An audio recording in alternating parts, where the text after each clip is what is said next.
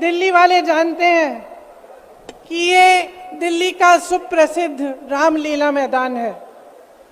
यहाँ बचपन से मैं आ रही हूँ। हर साल दशहरे के दिन यहाँ इसी मैदान में रावण के पुतले का दहन होता है।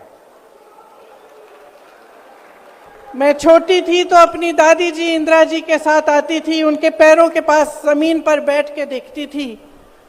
उन्होंने हमारे देश की ये प्राचीन, हजारों वर्ष प्राचीन गाथा जो रामायण है, भगवान राम जी की जीवन गाथा मुझे सुनाई। आज जो सत्ता में है वह अपने आप को राम भक्त कहलाते हैं। इसीलिए यहाँ बैठे हुए मेरे मन में ये बात आई कि उनको इस संदर्भ में कुछ कहना चाहिए।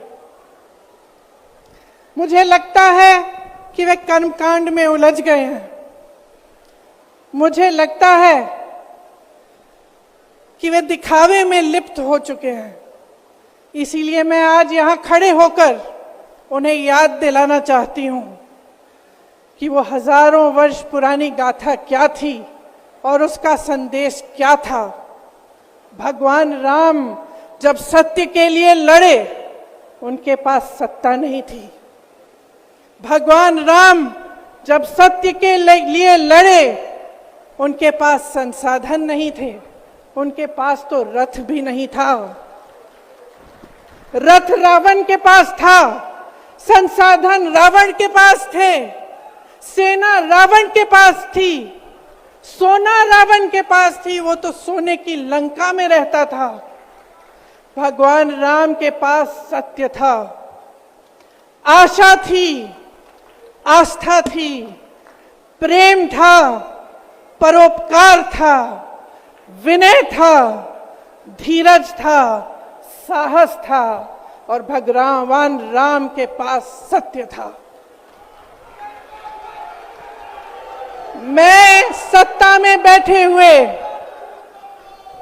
सरकार के जितने भी सदस्य हैं, अपने प्रधानमंत्री नरेंद्र मोदी जी को याद दिलाना चाहती हूं